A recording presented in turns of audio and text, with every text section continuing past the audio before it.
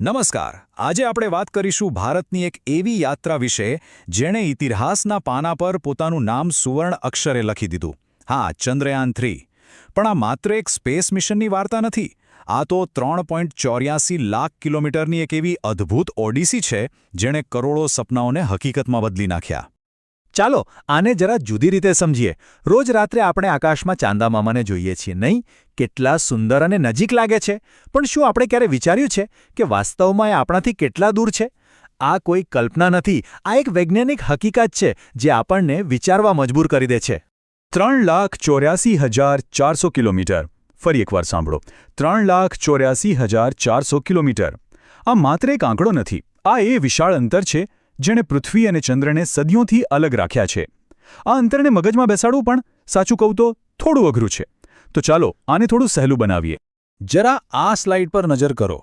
માની લો કે તમે એક ગાડી લઈને નીકળ્યા, એકદમ નોન સ્ટોપ, 100ની સ્પીડ પર, 1 સેકન્ડ માટે પણ રોકાયા વગર. તો પણ ચંદ્ર પર પહોંચતા પહોંચતા 160 દિવસ નીકળી જાય. હવે બીજું ઉદાહરણ જુઓ, એ તો એનાથી પણ વધારે દિલચસ્પ છે.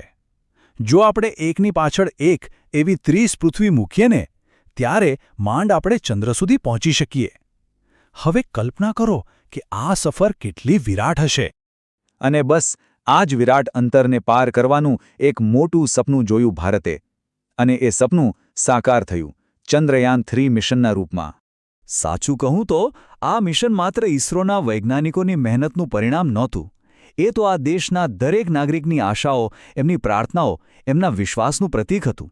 એક એવું ઉડાન જેણે સાબિત કરી દીધું કે જો ઈરાદા મક્કમ હોય તો આકાશ પણ ઝૂકી જાય છે. પણ અહીંયા એક સવાલ ચોક્કસ મનમાં આવે. આટલી લાંબી મુસાફરીમાં આટલો બધો સમય કેમ? 40 દિવસ. આની પાછળ કોઈ મજબૂરી નહોતી, પણ ઇસરોની એક એવી સ્માર્ટ ટેકનિક હતી જેણે આખા વિશ્વને વિચારતું કરી દીધું.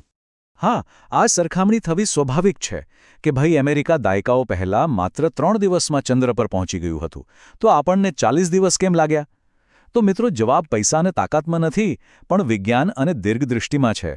ભારતે એ રસ્તો પસંદ કર્યો જે ભલે લાંબો હતો, પણ અત્યંત કાર્યક્ષમ અને ખર્ચની દૃષ્ટિએ ખૂબ જ સ્માર્ટ હતો. અને એ જ સ્માર્ટ ટેકનિકનું નામ છે સ્લિંગ શોટ મિકેનિઝમ.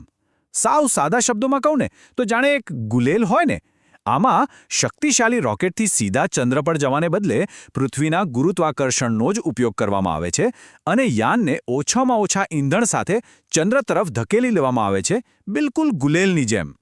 તો આ કામ કેવી રીતે કરે છે? ચાલો સ્ટેપ બાય સ્ટેપ સમજીએ.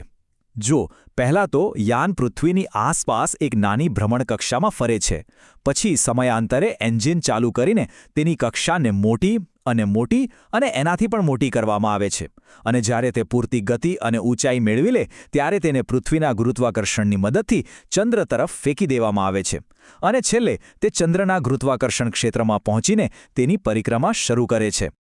તો આખી રમતનો મુખ્ય મુદ્દો શું છે? બસ એક જ, ઈંધણની જબરદસ્ત બચત. અને આ જ કારણ છે કે ભારતનું ચંદ્રયાન-3 મિશન હોલિવૂડની મોટી મોટી ફિલ્મો કરતાં પણ ઓછા બજેટમાં તૈયાર થઈ ગયું. આ જ તો છે ભારતીય જુગાડ અને વિજ્ઞાનનું અદ્ભુત મિશ્રણ. ચાલો ફરી એકવાર આ અંતરની ભવ્યતાને યાદ કરીએ. અમદાવાદથી મુંબઈ લગભગ 500 કિલોમીટર.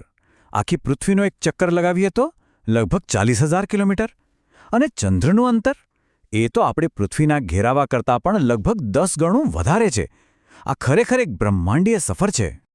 ઓકે, તો આ 40 દિવસની લાંબી, જટિલ અને રોમાંચક મુસાફરીનો અંત એક એવી ઐતિહાસિક ક્ષણ સાથે થયો જેની દુનિયાના મોટા મોટા દેશો માત્ર કલ્પના જ કરી રહ્યા હતા. વાત માત્ર ચંદ્ર પર પહોંચવાની નહોતી, વાત હતી એવી જગ્યાએ પહોંચવાની જ્યાં પહેલાં કોઈ પહોંચ્યું નહોતું. અને આ સ્લાઇડ એ જ સિદ્ધિની કહાણી કહે છે. હા, ભારત ચંદ્ર પર સફળતાપૂર્વક સોફ્ટ લેન્ડિંગ કરનાર દુનિયાનો ચોથો દેશ બન્યો, જે પોતે જ એક બહુ મોટી વાત છે. પણ અસલી ઇતિહાસ તો હવે રચાયો. ભારત ચંદ્રના દક્ષિણ ધ્રુવ પર પહોંચનારો દુનિયાનો પહેલો અને એકમાત્ર દેશ બન્યો છે. એ જગ્યા જ્યાં ભવિષ્યના રહસ્યો છુપાયેલા છે. ચંદ્રયાન-3ની સફળતાએ માત્ર વિજ્ઞાન અને ટેકનોલોજીમાં ભારતનું નામ રોશન નથી કર્યું, એનાથી પણ વિશેષ દરેક ભારતીયના દિલમાં ગર્વ અને આત્મવિશ્વાસની એક નવી જ્યોત પ્રગટાવી છે. અંતે બસ આ એક જ વાત યાદ રાખવા જેવી છે. જ્યારે સંકલ્પ, બુદ્ધિ અને મહેનત એક થાય છે ત્યારે 3.84 લાખ કિલોમીટરનું અંતર પણ નાનું લાગવા માંડે છે.